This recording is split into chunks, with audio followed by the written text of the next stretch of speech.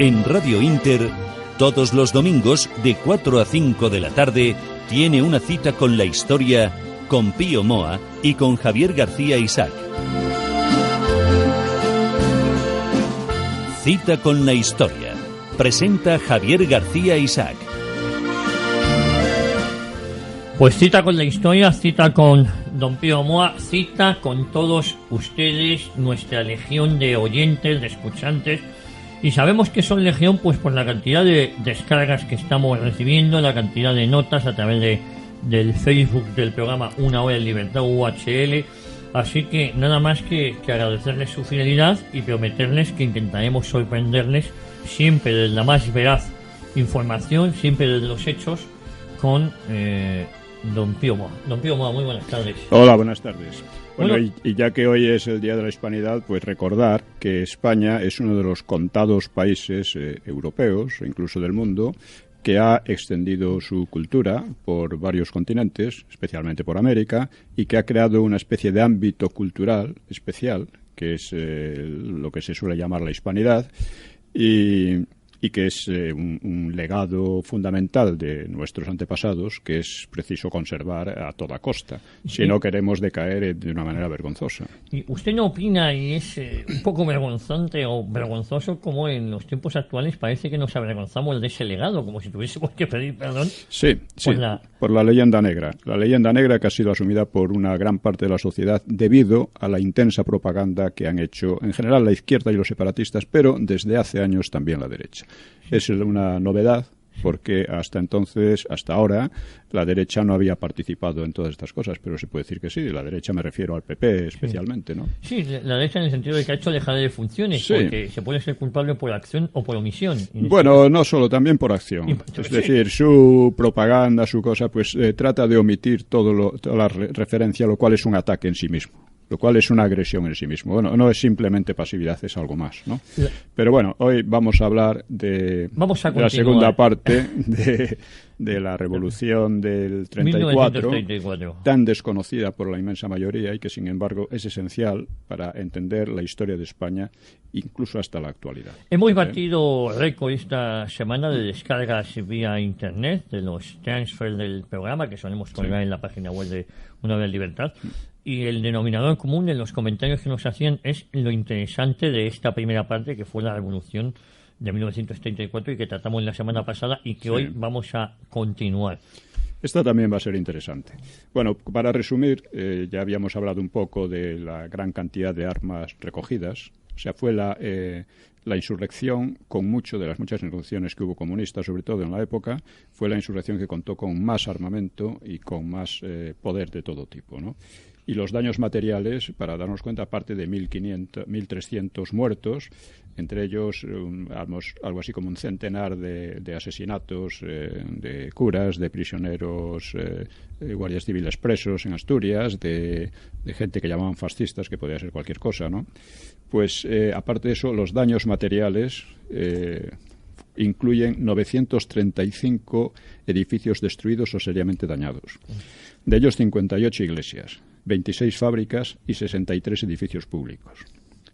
Hay que decir que algunas de estas construcciones eran verdaderas joyas artísticas o tenían un alto valor histórico. Los ferrocarriles sufrieron voladuras y cortes en 66 puntos y las carreteras en 31. Aparte de eso, los revolucionarios se llevaron en Asturias 15 millones de pesetas, que equivalen a unas más de 3.500 millones de pesetas antiguas y que ahora serían pues 20 o 20 y tantos millones de euros. O sea, casi nada. Esto después serviría para la campaña del 16 de febrro del 36, porque solo se recobró una parte de ello, ¿no? Ese dinero desapareció. Sí, desapareció en gran parte. No todo, pero en gran parte, ¿no? Parte sirvió para la fuga de los líderes, etcétera, ¿no? Y, bueno, fueron arrestados demasiada gente, hasta un total probable de 15.000, pero que la mayor parte de los cuales serían excarcelados en pocos meses, pero fue demasiada gente, tenían que haberse concentrado en los dirigentes, y esto fue. Hay un aspecto que es importante resaltar, y sobre el que se sabe menos, claro, y es la financiación del golpe. Esta fue, no tenemos datos precisos, pero hay algunos párrafos de Amaro del Rosal, que fue uno de los principales dirigentes, y dice: ni el movimiento revolucionario de 1917 ni el de 1930 contaron con un apoyo financiero como el de 1934. Funcionaban dos tesorerías, una bajo control directo del secretariado del Comité Nacional de Enlace, Enrique de Francisco y Felipe Pretel, y otra que manejaban Felipe Pretel y Luis Taracido. Perdóname, don Pío, ¿todos esos militantes del PSOE o con una vinculación al no, PSOE? eran militantes del PSOE. Del Partido Socialista, o sea, dirigentes del Partido Socialista Obrero Español. Sí. La primera tesorería se nutría de las aportaciones de los comités de enlace, los comités de fábricas, etcétera, y la segunda, llamada Fondo Especial, se nutría de las aportaciones importantes de los organismos nacionales y de ayudas especiales que lo mismo podían ser de un hombre de empresa que de un banquero o un aristócrata. Lo dice Amaro del Rosal. Dice: ¿por qué en el campo revolucionario no podíamos tener a un Juan March? y añade, perdone el lector si dejamos sin respuesta estos interrogantes. Esto, claro, por supuesto que hubo uno conocido que era Horacio Echevarría, que tuvo bastantes negocios turbios con Azaña y con Prieto, y este seguramente fue uno de ellos. Los financiadores del golpe, sí, de la intentona golpista. Pero hubo otra cosa también, y hubo lo que llamaban expropiaciones, o sea, atracos o estafas, ¿no? Y pues, por ejemplo, del Rosal, Amaro del Rosal y Pretel informaron a Largo, días después, de que disponían de algunos cientos de miles de pesetas en un momento dado, ¿no? ¿Y de dónde venían los cientos de miles de pesetas? Pues se trató de una peculiar e involuntaria Juana March de la Revolución, la marquesa de Villapadierna, a la que miembros del PSOE habrían desvalijado 1 millón de pesetas de la época, empleadas en comprar las armas del Turquesa. El Turquesa fue un barco que llegó con armas a Asturias bajo la dirección de Prieto y que fue capturado, ¿no? Parte del alijo fue capturado. Sí, fue recuperado, ¿no? Sí, fue recuperado. Es decir, esta gente contaba con un apoyo financiero muy importante,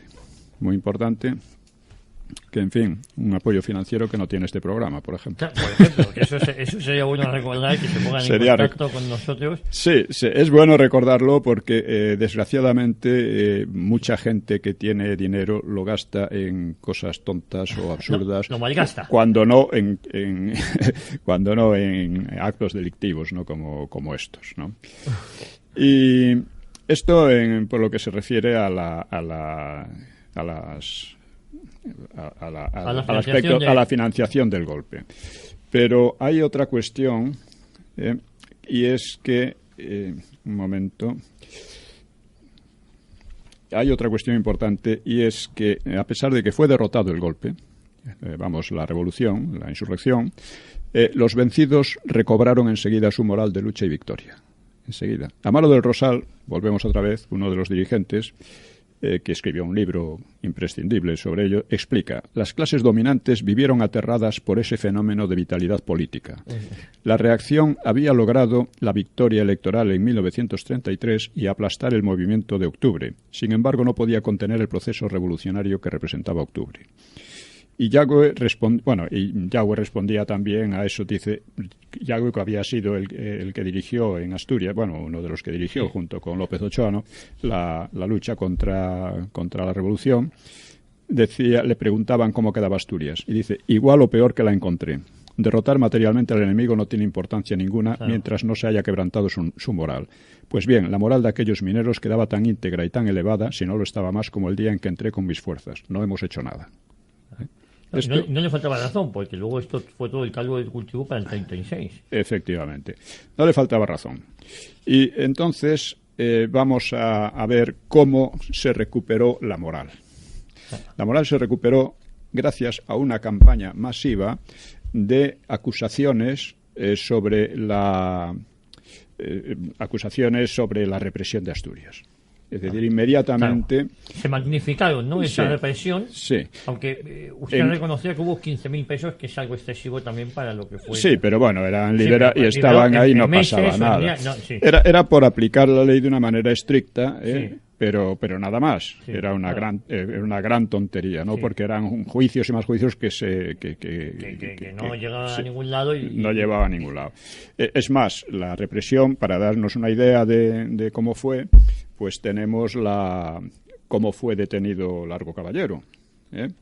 Largo Caballero pues fue localizado y detenido en un domicilio de la dehesa de la Villa y él mismo explica, ¿no?, cómo fue detenido, cómo escapó de una casa porque pensó que lo habían detectado y tal.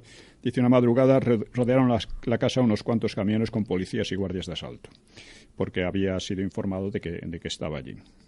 Y lo que hicieron los guardias, con extrema tolerancia, aguardaron media hora hasta que les abrieron la puerta, dando tiempo a la destrucción de documentos. Claro. Y el líder socialista fue interrogado por el juez instructor, que era un coronel. Y de acuerdo, recordemos que habían decidido que en caso de fracasar negarían tener nada que ver con ello, que aquello había sido espontáneo y tal, ¿no? Entonces le preguntan, ¿es usted el jefe del movimiento revolucionario? No, señor. ¿Cómo es eso posible, siendo presidente del Partido Socialista y secretario de la Unión General de Trabajadores? Pues ya ve usted que todo es posible. ¿Qué participación ha tenido usted en la organización de la huelga? Ninguna. ¿Qué opinión tiene usted de la revolución? Dice, señor juez, yo comparezco a responder de mis actos y no de mis pensamientos. ¿Quiénes son los organizadores de la revolución? Dice, no hay organizadores. El pueblo se ha sublevado en protesta por haber entrado en el gobierno los enemigos de la República. Y así sucesivamente. Esto, en fin, esto lo cuenta Largo Caballero, a ver si nos entendemos, no es otra cosa. Esto lo recojo en el libro Los orígenes de la Guerra Civil Española, que, insisto, quien quiera realmente entender qué fue aquello y qué era la época, debería leerlo, porque creo que es el único estudio a fondo que se ha escrito hasta ahora, ¿no? Don Pío, para obtener ahora mismo este libro, ¿podemos acudir a la editorial o solicitarlo en las librerías? Sí, yo creo que está en librerías y si no, se puede solicitar encargarlo en las librerías. Orígenes de la Guerra Civil de Don Pío Moa. Eso es. Bueno, pues, como digo, se creó una campaña sobre la represión, una campaña terrible, que la organizó sobre todo Juan Simeón Vidarte. Juan Simeón Vidarte es un tipo curioso porque fue uno de los dirigentes también de la insurrección, era masón y ni lo detuvieron ni nada. Y pudo organizar una campaña que él la explica en sus memorias, ¿no? Explica cómo la organizó, movilizando a la masonería internacional, movilizando a la Internacional Socialista, movilizando a los partidos comunistas y a algunos otros sectores que se autollamaban progresistas, ¿no? Entonces, él moviliza a estos sectores para magnificar la represión y para que la comunidad internacional se echara encima del gobierno legítimo. Exactamente. Hubo carteles, mítines, de todo, desde San Francisco hasta Moscú, pasando por París. Una cosa tremenda. Y en España lo mismo. En España difundieron una propaganda terrible y masiva que verdaderamente hizo que mucha gente se volviera fanática, ¿no? Cobrara un odio tremendo, ¿no?, hacia la derecha, supuestamente torturadora, asesina y criminal. Que esto es más o menos, insisto, que tiene su interés porque es más o menos lo que han venido haciendo estos años con la Ley de Memoria Histórica. Falsificar la historia, crear opiniones falsas. Y aquí vamos a ver cómo funcionó esto. Aquí, para la comisión esta de propaganda, socorros a los detenidos, etcétera, pues habló con una diputada que se llamaba María Lejárraga, otras dos, Matilde de la Torre y Veneranda García, pues ya estaban ahí metidas, Margarita Nelken. Margarita Nelken había huido a la Unión Soviética, pero bueno, y también ayudaron políticos republicanos de izquierda como Marcelino Domingo, Álvaro de Albornoz, algunos, el independiente Osorio y Gallardo, algunos radicales sociales, en fin, en España, todos ellos. Entonces, el propio Amaro de Rosal dice que, porque claro, es extraño que a Vidarte le dejaran obrar como le daba la gana, y el propio Amaro del Rosal dice que esa inmunidad se debía a la protección del triángulo masónico. O sea, yo soy totalmente contrario a la paranoia masónica, pero esto lo explica Vidarte él mismo con todo detalle. Que no lo está explicando usted, lo está explicando uno de los agentes o los actores activos de la época. Esto lo he recogido en un libro que continúa el de los orígenes de la guerra, que se llama El derrumbe de la República y la Guerra Civil. que hay un tomo, ha salido hace poco un tomo que es solamente el derrumbe de la República. El derrumbe de la República es como la segunda parte de los orígenes de la Guerra Civil. Y uno de los que más funcionó fue Fernando de los Ríos, que era otro dirigente socialista que pasaba por más moderado. Dice, cuenta Vidarte, que en enero del 35 de los Ríos viajó con Negrín a Asturias, de donde, dice, regresó enfermo, con los nervios destrozados. Traía gran número de denuncias, todas de espantosos casos de sadismo y de ferocidad hasta entonces inconcebibles. Y Vidarte selecciona casos como este. José García Díez, labrador inofensivo, es acribillado a balazos por oponerse a que le fuera robada la cartera. En otra choza vive Herminio Martínez Iglesias, que después de luchar 3 años con la tuberculosis y de soportar 3 operaciones, hacía un mes que había empezado a trabajar. Se escondió en una casa inmediata a la suya en compañía de tal, y los muchachos, la madre de estos, con 4 hijos más pequeños. Marina cuenta que llegaron los regulares, primero con bastante prudencia, dijeron fuera las mujeres y los niños, y empezaron a matar a todo el mundo. Como estos, a montones, ¿no? Dice, la cárcel tiene un silencio de cementerio, solo turbado de vez en cuando con un grito seco, fuerte, como lanzado por quien deposita la vida en él. ¡Ay, madre, por favor, madre, matadme, no me martiricen, firmaré lo que quieran! Cuando los lamentos retumbaban por las naves de la cárcel, se sobrecogen los presos y se agrupan unos a otros como presintiendo tormentos.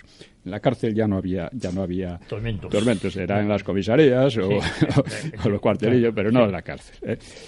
Todo esto es una y otra. Dice, los tormentos, calificados de inhumanos, nunca vistos, de brutalidad inconcebible, por lo visto no lograban quebrar a los presos.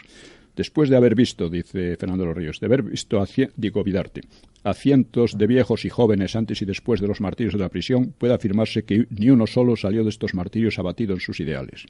Y un viejo hablaba con furia y rebeldía después de la tortura. Y así sucesivamente. Otros, los hermanos Llaneza, también otros destacados activistas, escribían: nos encontramos bien de salud, sobra además de alegría y una fuerte dosis de euforia. Tenemos todas las comodidades que se pueden adquirir dentro del régimen de prisión. Otro rebelde recuerda que entre los presos la moral era altísima, casi religiosa, medieval. Todo el mundo hablaba de la segunda vuelta, de la segunda revolución que ahora sí triunfaría. En este siglo de torturas científicas que hacen de los hombres guiñapos, la plena fortaleza moral de sus víctimas asturianas funda alguna duda sobre su inconcebible crueldad. Es que son cosas que se contradicen, ¿no? Y así sucesivamente. Así que fue un cúmulo de mentiras para magnificar. Vamos a ver cómo y por qué eran mentiras. Dice, vemos también por ejemplo, hablaban de Teodomiro Menéndez, que fue otro dirigente revolucionario. Según Vidarte, le sometieron a tan bárbaras torturas que un día, cuando lo llevaban de nuevo a declarar, se arrojó de una ventana desde un 5º piso, aunque sobrevivió. En realidad, el intento de suicidio se produjo a finales de año, semanas después de los interrogatorios, es decir, ya en la cárcel, como prueba también de que el que pudiese declarar a la prensa días antes. Me encuentra usted así porque no soy como los otros. Todos se han preocupado de la fuga, de preparar la retirada, de tener listo el automóvil, el barco, el paso a la frontera, el hotel en el extranjero. Yo tengo que ser la víctima. Es decir, estaba acusando a sus compañeros, ¿no? O sea, Menéndez había sido de los pocos líderes opuestos a la revuelta, participó en ella por disciplina, ¿no? Y había sido arrestado y casi fusilado por sus propios camaradas. Pero la leyenda que se inventa Vidarte es que son estas, ¿no? Sí. Y, en fin. Claro, que además esta leyenda es uno de los motivos, si se puede decir así, que hace que las derechas pierdan las elecciones, ¿no? Además de... No las perdieron, en realidad no se sabe porque fueron fraudulentas. Pero hace que las derechas queden a la defensiva. Eso es. Queden moralmente descalificadas ante mucha gente, ¿no? Y el tono en general era, bueno, yo me extiendo mucho sobre esto, ¿no? El tono, pues, que dice Cataluña y España, sí, tal cual. Sí. Tienen que conocer el vandalismo satánico de un gobierno a cuyo frente está Alejandro Lerroux, enemigo número 1 de la República, el traidor, el Judas de la clase obrera. Lerroux, por cierto, era el único republicano histórico que había en la República. Los republicanos de izquierda se habían hecho republicanos muy poco antes de la República, ¿no? En gran medida, ¿no? Reproducía un informe de Álvarez del Valle sobre torturas afirmando que 580 presos de la cárcel de Oviedo firmado por 580 presos de la cárcel de Oviedo, y contenía un llamamiento: hombre de conciencia, haz circular estas hojas. Es decir, fue una campaña realmente tremenda. Vamos a ver otro ejemplo. El jefe máximo en Asturias fue ¿cómo se llamaba? Joder, es famosísimo. El jefe máximo de la revolución en Asturias mismo. Sí. González Peña, hombre. Sí. González Peña. Bueno, tiene usted muchos datos en la cabeza y los nombres es algo que se le escapa. Es verdad, dice. Vidarte dice lo siguiente de González Peña. Había dicho que mientras quedase un minero luchando en las montañas con un fusil, él estaría a su lado, y fueron inútiles todas las gestiones de los otros directivos de la revolución para hacerle desistir de tan noble y heroico propósito. Por cierto, Araquistáin hablaba de él elogiosamente como un técnico en la guerra civil. Dice, Doval, el comandante de la Guardia Civil, obsesionado con la captura del dirigente, torturaría sin piedad y también en balde a los presos. Aquellos bravos mineros se dejaban arrancar las uñas de los pies y de las manos, uno de los placeres favoritos de Doval, quemar los ojos o los testículos, o soportaban que les colgasen de estos pesas de varios kilos hasta dilatárselos monstruosamente antes que delatar a su jefe. Estos fracasos habían inspirado al coronel Aranda una idea genial, monstruosa. Mandó detener a centenares de mujeres, esposas e hijas de mineros, e hizo correr la voz por la cuenca minera de que si no se presentaban los guerrilleros, sobre todo González Peña, todas ellas serían entregadas a los legionarios y a los moros. Al enterarse de esto, Peña se presentó a los guardias de asalto en la aldea de Ablaña el 3 de diciembre. Llevaba luchando en las montañas más de 50 días. ¿Cuál fue la realidad de esto? Que la cuenta González Peña. Vamos a ver. González Peña... Sí. González Peña no había luchado hasta el final, sino que había sido uno de los primeros en proponer la huida ya el 10 de octubre, bastantes días antes de la capitulación real. Y no es verosímil que a última hora se tornara tan locamente belicoso, ¿no? Belicoso. Al día siguiente de su propuesta de rendición, González estaba, lo cuenta él, junto con otros, entre las 10 y las 11 de la noche en el cruce de carreteras de Langreo y Mieres en San Esteban de las Cruces, Oviedo. Llegó en un coche el compañero Bahillo, el cual era portador de un saco conteniendo dinero, procedente del asalto al Banco de España. El dinero fue repartido sin contarlo entre los presentes para facilitarles la fuga. Según la declaración del propio González al Congreso, él y otros trataron de escapar en dirección a Portugal, pero se lo impidió el hostigamiento de sus correligionarios, que les averiaron un coche a tiros. Los propios camaradas... Sí. Se dispersaron y quedó solo el declarante con Cornelio, o sea, González Peña con Cornelio Fernández, el que me aconsejó no diese la vuelta, pues había oído decir poco antes en Trubia que por haber abandonado el movimiento habían dado orden de perseguirme los mismos compañeros y podía peligrar mi vida. La realidad de este peligro pudo comprobarla cuando, cerca de Grado, le arrebataron 1.600 pesetas junto con el reloj y una pluma estilográfica, lo dice él. Unos individuos que decían ser revolucionarios, que no solo me quitaron esa cantidad, sino que me han dicho que he tenido gran suerte de caer en manos de ellos, pues de lo contrario me fusilarían, ya que estaba considerado como traidor por haberles abandonado. En fin, al final... fue detenido, y no se entregó, por supuesto, como dice Vidarte, fue detenido por guardias civiles, y no de asalto, como también dice, y su caso fue de mala suerte porque tenía ya a punto su fuga por mar. El gobierno probablemente lo hubiera preferido en el extranjero y no sintió alborozo por su detención, que le auguraba nuevas campañas de descrédito. Se creó campañas internacionales con el lema Salvaza Peña y estas cosas tan típicas, ¿no? Eso aparecía en los manifiestos más diversos en Francia, aquí, en todas partes donde tenía, movilizaron a laboristas ingleses, etcétera. Y esa era la conclusión que terminaba en asambleas, en editoriales, en pasquines. Era un grito unánime, lo dicen ellos mismos, reproducido sin desmayo. Fue además, particularmente en Francia, una poderosa manifestación de frente único. Socialistas y comunistas lucharon con idéntico empeño. Esto lo cuenta Álvarez del Valle. Álvarez del Valle cuenta exactamente esto. Estas, entre muchas otras, en fin, esto lo declaro, lo explico muy ampliamente en el libro El derrumbe de la República, porque ahí se ve lo que realmente fue. Pero es curioso. Entonces, vamos la a manipulación de la... No, es tremenda. Es que la estamos viendo ahora con la ley de memoria histórica. Sí. Es algo muy parecido, ¿no? Y hace mucha gente se fanatice y cree y cobre un odio tremendo, que está además promovido por unos personajes que son declaradamente corruptos, ¿no? Pero la gente lo cree. Es más, Brennan Hugh Thomas, incluso algún franquista como Crozier, Brian Crozier, Gabriel Jackson y otros, pues repiten la misma historia. O sea, cogen la propaganda como si fuera real sin analizarla. Y la dan por buena, la dan por válida. Claro. Entonces hubo varios personajes como Gordón Ordaz, que era de republicano de izquierda, que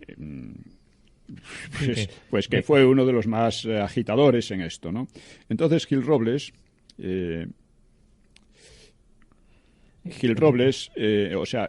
le dijo que este gobierno es el primer ejemplo que creo que se da en la política española de haber abierto con amplitud jamás conocida el cauce a una investigación judicial o parlamentaria.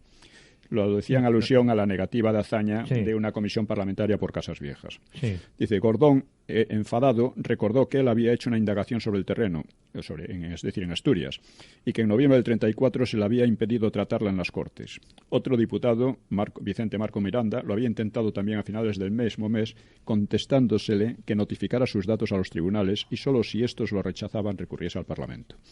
Y Gil Robles replicó que en noviembre del año anterior la tensión revolucionaria seguía siendo fuerte y estaba en marcha una injuriosa campaña internacional, por lo que el debate simplemente se había aplazado con plena legalidad.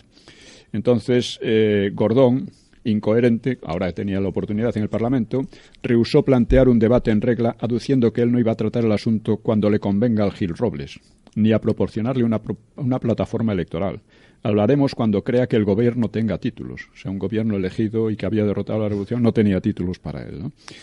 Y la alusión... bueno, también dice, si yo puedo hablar algún día será desde el poder. Dijo Gordón Ordaz. Cuando llegaron al poder no habló, por supuesto, se cayó. Y el propio, cuando... hay que decir que esta campaña sobre la represión en Asturias fue la columna vertebral de toda la propaganda que vino después para las elecciones de febrero del 36, ¿no? Y después, una vez se hicieron con el poder, de una manera que ya lo hemos visto en alguna ocasión, de una manera fraudulenta, totalmente fraudulenta, además. Dice los meses después, Gil Robles decía a los porque además la promesa era que en cuanto estuvieran en el poder iban a hacer una investigación a fondo para que cayeran todos los criminales de Asturias, los torturadores, etcétera. Dice. Y Gil Robles les dice, ya cuando los otros estaban en el poder, cuando al obrero no le dais pan, lo que hacéis es darle unos cuantos latiguillos sobre octubre. Ya es ciertamente un poco extraño que llevando estas Cortes varios meses reunidas y habiendo sido motivo principal de propaganda de los partidos del Frente Popular la exigencia de responsabilidades por la represión de octubre, no hayáis tomado todavía ninguna determinación. Decía el señor Prieto que hay que medir las responsabilidades de cada uno. Yo tengo ganas de que se hable de todo eso, y también de las responsabilidades del señor Prieto y la de todos aquellos que prepararon el movimiento revolucionario y desencadenaron la catástrofe sobre España. Es decir, ellos sabían, pero vamos, incluso, en fin, los informes de Fernando de los Ríos, de Marco Miranda, de Gordón Ordaz, pues ellos hablaban siempre de miles, ¿no? De torturados, asesinados y tal. Dice, Gordón menciona 24 asesinatos 24 posibles. Marco Miranda, 46. Y el informe de los Ríos y Álvarez del Valle, 31. De ellos, 9 por torturas. En la represión... En la represión de Asturias. Es decir, que las cifras... Dice, si damos por válidas todas las denuncias, descontando las repetidas, que hay varias, sale un total de 84, suma alejadísima de los millares aireados por las propagandas y que incluye probablemente bajas producidas en el fragor de los combates, cuando se hacía difícil distinguir entre rebeldes y paisanos corrientes. Por otra parte, ejecutar sobre la marcha a rebeldes capturados con armas ha sido común en acciones de este tipo, por ejemplo en Alemania y en muchos otros sitios. Lo había practicado el gobierno socialdemócrata alemán contra la insurrección espartaquista y contra el Soviet de Baviera en 1919. En España, cuando la revuelta anarquista de enero del 32, mucho menos grave que la de octubre del 34, escribe Azaña en sus diarios. Como Fernando me oyó decir que se fusilaría a quien se cogiese con las armas en la mano, quiso disentir, pero yo no le dejé y con mucha brusquedad le repliqué que no estaba dispuesto a que me comiesen la República. Todos los demás ministros aprobaron mi resolución. O sea, de fusilar a los anarquistas que cogían con las armas. Lo que sí que está claro es que hubo 1.300 muertos ocasionados por el levantamiento revolucionario del 34. Eso es lo que está claro. Eso es lo que está claro. Y que además toda esa campaña sobre los miles de asesinados, de torturados, etcétera, mentira, porque los propios informes de ellos demuestran que no. Claro, pero es igual. La pasional decía unas barbaridades terribles, ¿no? Y hablaba don Pío, es que se asesinan a más de 100 religiosos. Sí, religiosos y presos y lo que llamaban fascistas, que solían ser técnicos de las empresas, ¿no?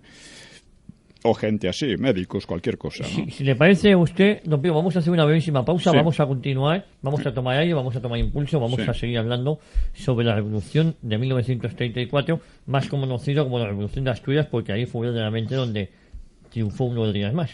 Sí, efectivamente.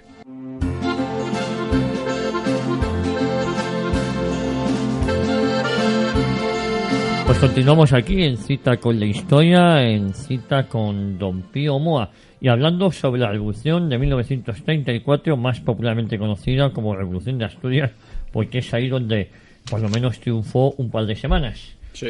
Nos habíamos... Hay que decir también otro punto clave de la propaganda, que de repente se sentían patriotas y decían que cómo habían llevado a los moros allí, ¿no? Sí, bueno, los moros eran parte del ejército español y, por supuesto, tanto Francia como Inglaterra utilizaron a una multitud de soldados, soldados coloniales, marroquíes, argelinos o indios, etcétera, hindúes, ¿no?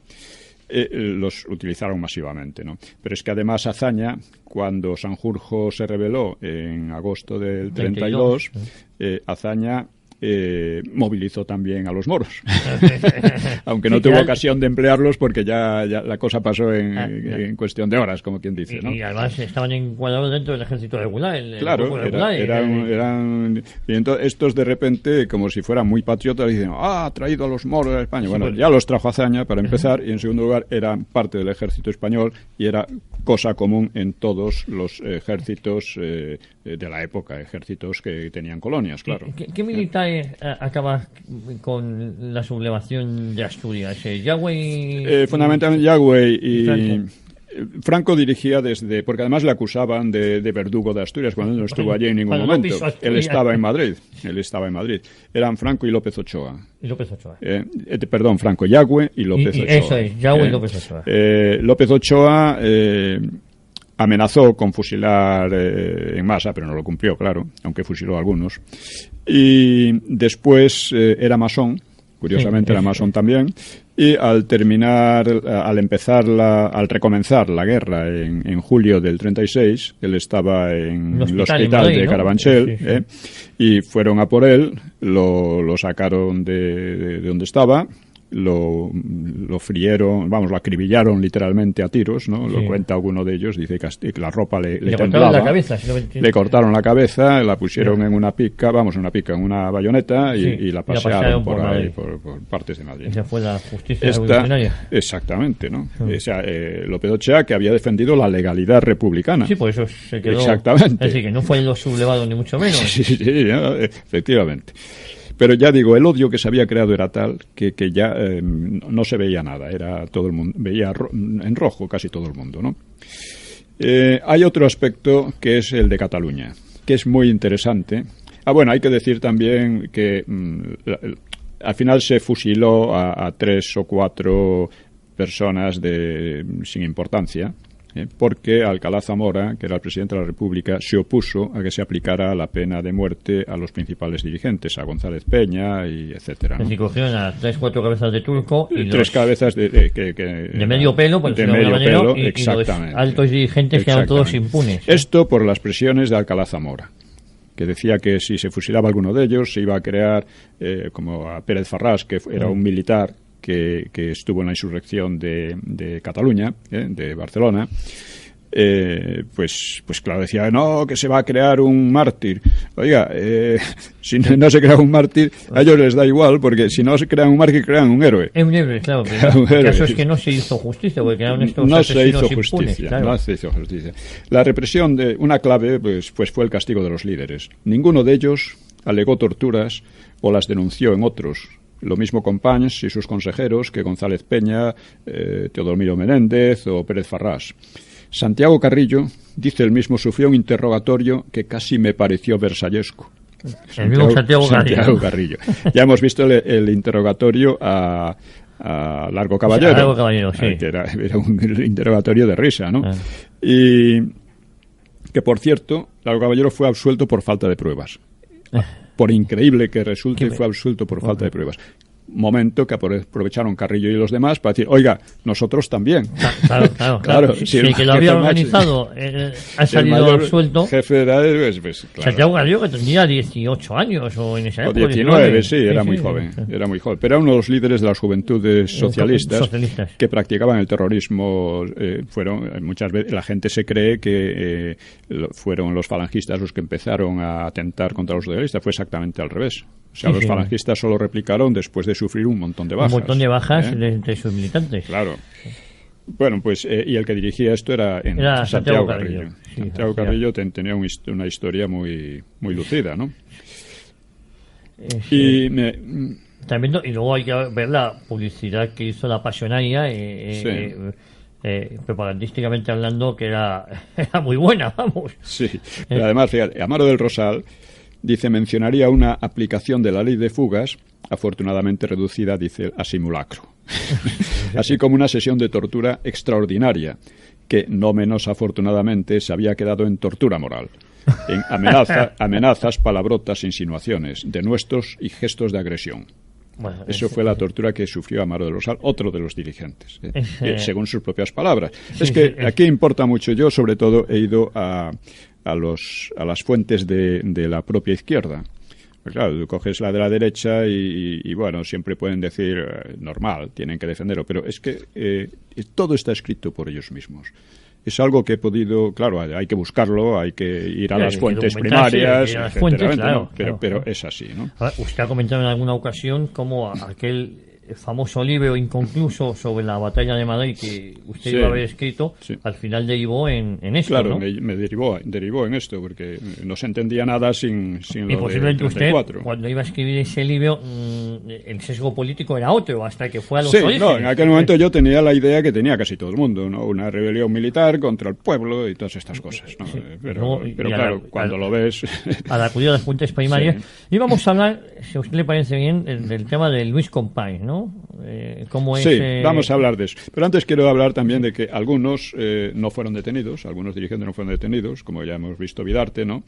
Y en la cárcel los revolucionarios dispusieron de todo tipo de facilidades, como ellos mismos reconocen, de organización, agitación. Convirtieron las cárceles en centros de agitación. De ocio. ¿No?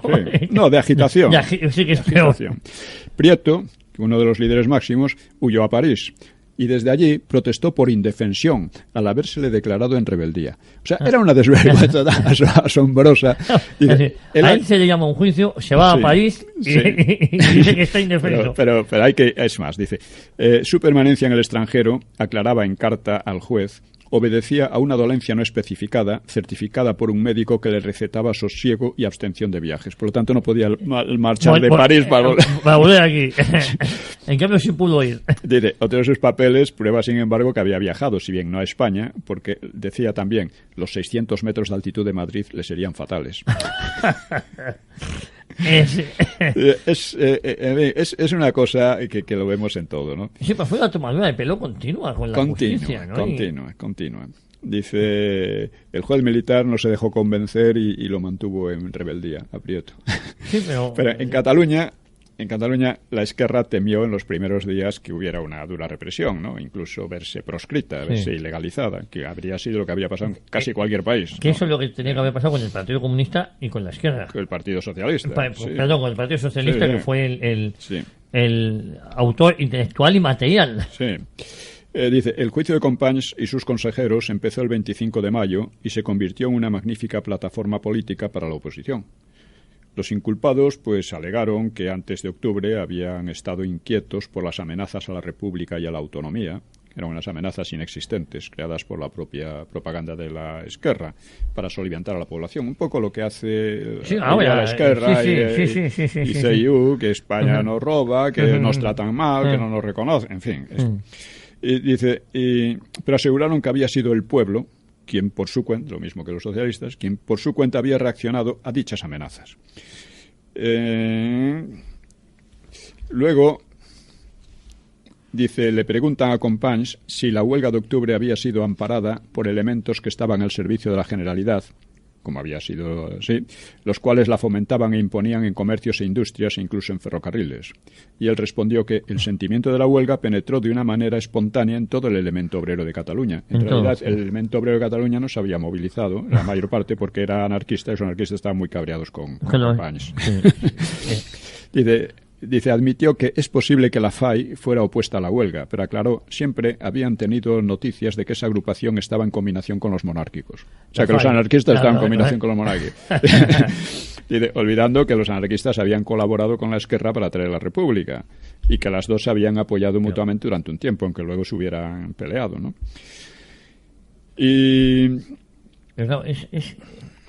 La pregunta del millón es cómo no se ilegalizaron estas organizaciones políticas. Porque, estaba primero Alcalá Zamora, que era de derechas, pero quería pasar por progresista, estuvo obstaculizando totalmente la aplicación de la justicia, metiéndose incluso, saltándose la legalidad del mismo. En fin, según Companys, no había existido rebelión, claro, sino solo la orden defensiva, dice, de la Generalitat, de rechazar por las armas a todo el que atacase el Palacio de la Generalidad. En lo tocante a este extremo, los interrogatorios tomaron un cariz ya totalmente cómico, ¿no? Lluí, que era otro de los jefes, de los consejeros de la Generalidad, dice, afirma no saber exactamente si algún consejero dio orden de que se defendiera la Generalidad. Primero dicen que estaban, o sea, los atacaban los anarquistas. Porque es toda una mezcla, dice. Y tampoco sabía contra quién debería ser defendida, ya que si bien Companys dijo que tenía noticias de que se iba a declarar el estado de guerra, Lluí indicó que la Generalidad se creía en riesgo de ser atacada por la FAI, o sea, por los anarquistas. Además, en fin. Pero además hay un hecho irrefutable que es como Luis Companys declara el Estado independiente de Cataluña. Sí, no declara el Estado de independencia en una república federal, etcétera. Pero el caso es lo mismo porque además la mayoría de sus seguidores querían la secesión, ¿no? Iban a la secesión. Lo que pasa es que él no se atrevió del todo, ¿no? A nombrarlo tal cual, pero el efecto era el mismo, ¿no? Dice, y claro, dice cuando una compañía de soldados puso delante de la Generalidad un par de cañones y le pegó 2 tiros, dice al sonar el primer cañonazo, Lluí deliberó con sus compañeros. Dice, hablamos de lo que se había producido, extrañados enormemente de que fuerzas del ejército vinieran a atacar a la Generalidad sin una previa comunicación y sin estar declarado el estado de guerra. Hubo momentos de gran confusión. Yo fui a descansar un rato sobre las 5. Bueno, es algo que es una farsa total que claro, te tienes que reír. Sí, tienes que reír porque ya eso no es otra cosa. Cómico, ¿no? Esto resulta... Dice, la extrañeza de los consejeros era tanta, al parecer, que no lograban convencerse de que fuera el ejército el que tenían enfrente. Dice, un miembro del tribunal, no menos extrañado, entabló este diálogo con el consejero Ventura Gasol. Dice, ¿tenían ustedes algún motivo racional para imaginarse que existían en Barcelona agrupaciones o fuerzas que tuviesen armamento como aquel, como los cañones, que no fuese el ejército? Y dice el Gasol, eso no puedo decirlo, porque en absoluto no puede decirse nunca si hay elementos que tienen o no armamento. No, es bochornosamente cómico. Sí. Ellos que tenían... en fin. Dice, contestaron desde la Generalidad a los ataques. Lo ignoro porque no era de mi incumbencia. ¿Pero usted estaba en la Generalidad? Sí, estaba, pero no me enteré de los detalles. No sabía. Dice, ¿no se le ocurrió a ninguno de los miembros de la Generalidad informarse de quiénes eran los que atacaban? Yo no puedo responder. ¿A usted no se le ocurrió? A mí no se me ocurrió. No. Y así sucesivamente. Es una tras otra, ¿no? Pero sobre todo en la tomadura de pelo, ¿no? A la justicia. Sí. También ignoraban, dice, los actos de Dencás. O si se habían repartido armas en la Generalidad. Todo eso se había hecho, ¿no? Se había hecho. No digamos fuera de ella. pese a la orden de rechazar a los fantasmales ataques del Lafay. Es decir, Sí, por una claro. parte decían que era Lafay. Era la falla que estaba atacando la Generalidad. De todo parecía haber sido un triste malentendido. No, sí, es de Benny Hill. Pero lo más triste es que luego a un sujeto como Companys le dediquen el nombre de un estadio de fútbol, por ejemplo, cuando sí, violentó la legalidad. Es un héroe de los separatistas. Es decir, es un héroe, pero que el Estado central, el Estado español lo consiente. Porque Sí. No, claro. Es un héroe y un mártir para los separatistas, ¿no? Sí. Dice, el defensor de Companys, que era Osorio y Gallardo, que era uno más o menos independiente, pero de izquierdas, progresista, ¿no? Dijo que los acusados estaban el 6 de octubre incomunicados virtualmente con el resto de España, aunque omitió que ellos mismos habían cortado selectivamente las comunicaciones, claro. Y estaban justamente preocupados ante la verosimilitud de un golpe de Estado de tipo fascista.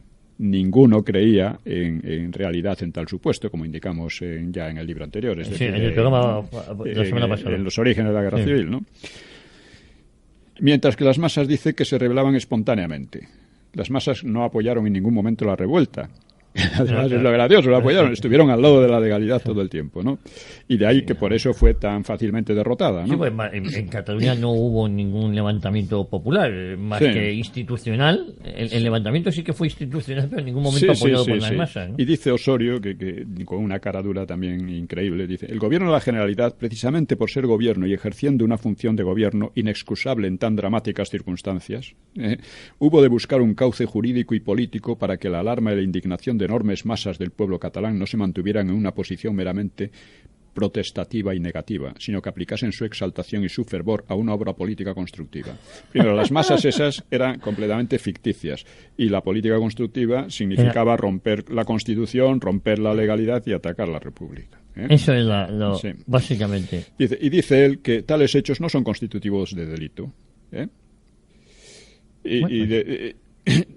Pero los consejeros ni se alzaron en armas ni hostilizaron al ejército. Llevaban, o sea, como he demostrado a través de sus documentos en los orígenes de la Guerra Civil, llevaban meses armándose y tratando de infiltrar al ejército, a la policía, etcétera, ¿no?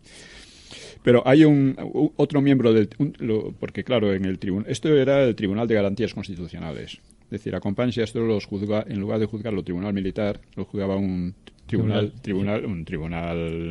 constitucional, sí, al que ellos habían negado obediencia. Una cosa muy parecida a lo que está pasando ahora con Mas. Sí.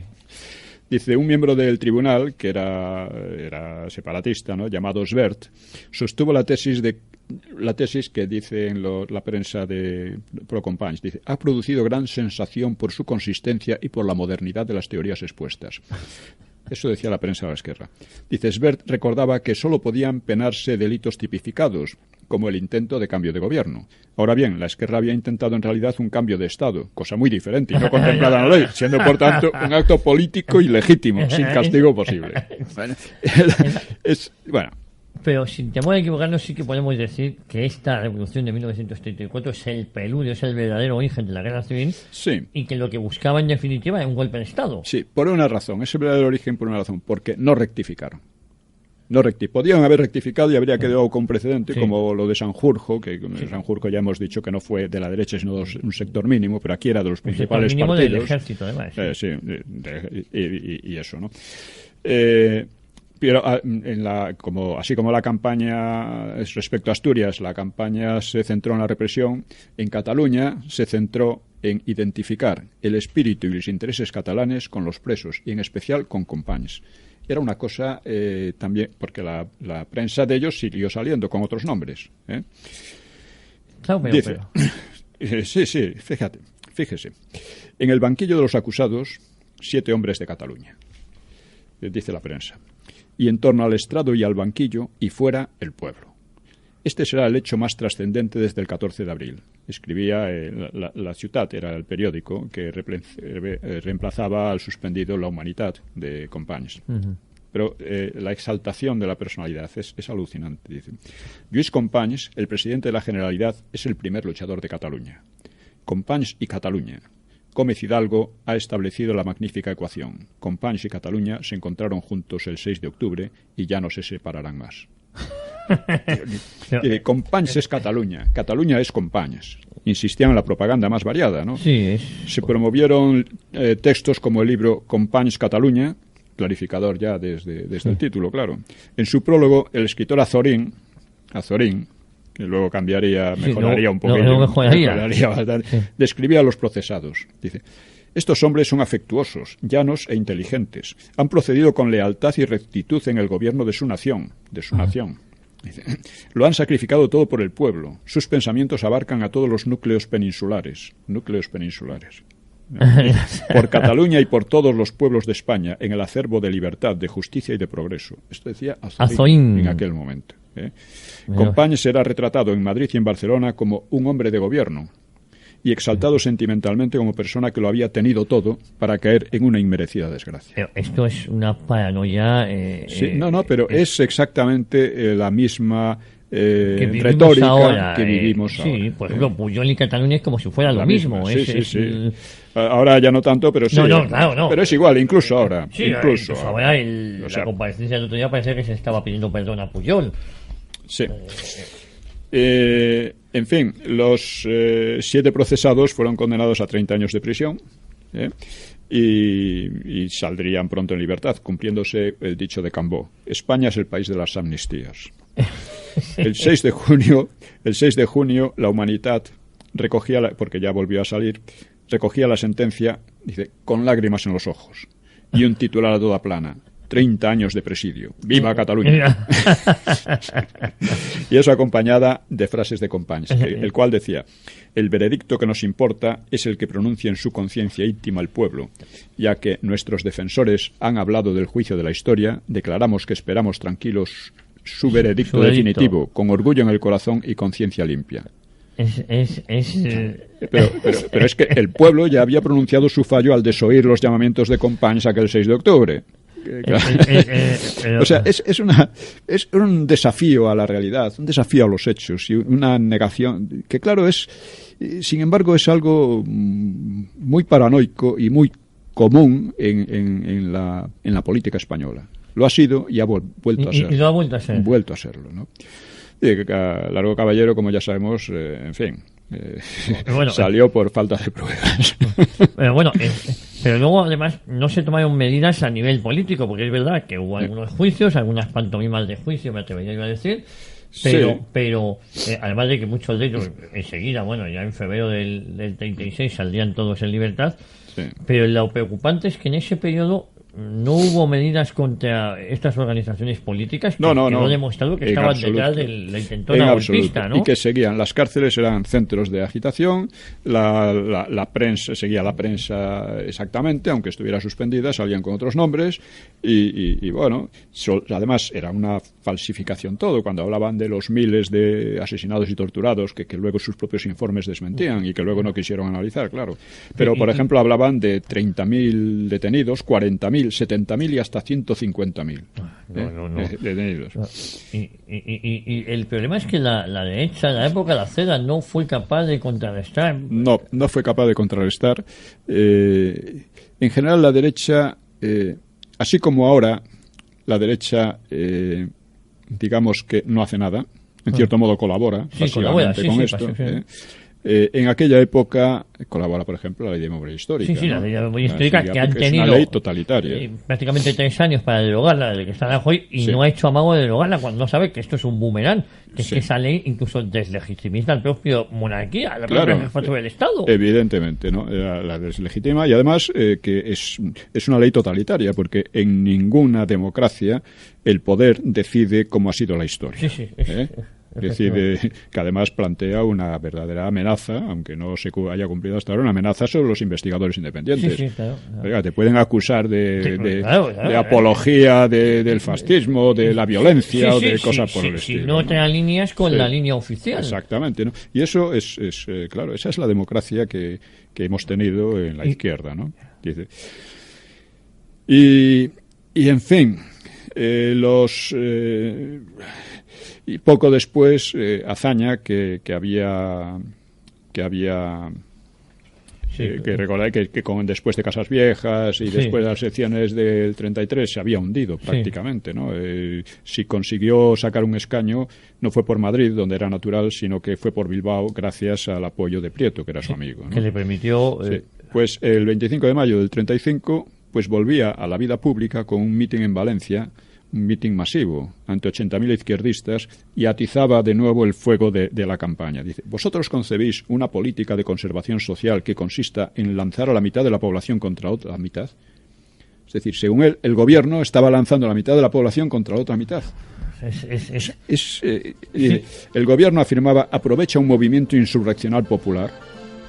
¿Queda mucho tiempo? Nada, acabamos de comernos el tiempo. ¿Ah, sí? Don Pío, Vaya, te yo lo creo siento. que esto daría para más programas, pero, sí, pero bueno, ya creo que ha quedado la cosa bastante clara. Yo creo que ha sido muy completo estos dos programas. Felicidades. Recomendar la lectura de los libros Los orígenes de la Guerra Civil y El derrumbe de la Segunda República. Sí. Y la Guerra Civil. Yo creo que son fundamentales. Pedirlo en su librería de confianza.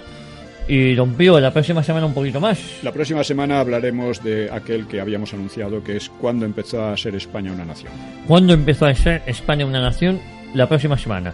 Pues a todos ustedes, feliz Día de la Hispanidad, que disfruten, y les esperamos aquí en Radio Inter el próximo domingo a las 4 de la tarde, en Cita con la Historia, en Cita con Pío Moa. Muchísimas gracias.